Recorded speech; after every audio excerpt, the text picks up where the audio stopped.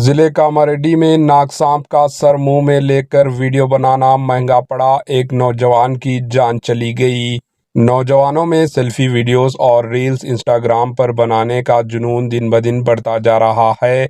इसी जुनून ने एक नौजवान की जान ले ली।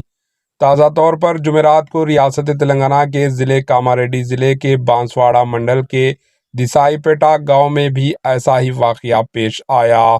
पोचाराम कॉलोनी का रहने वाला शिवराज, जिसकी उम्र 20 साल बताई गई है, वो सांपों को पकड़कर गुजर बसर किया करता था।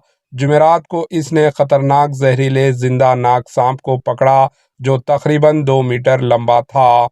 सेल्फी वीडियो बनाने के लिए नौजवान ने सांप का सहारा अपने मुंह में ले लिया। इसी असना में सांप ने इसे डस लिया, जिसके नतीजे में नौजवान की मौत हो गई। Bureau report, HN news.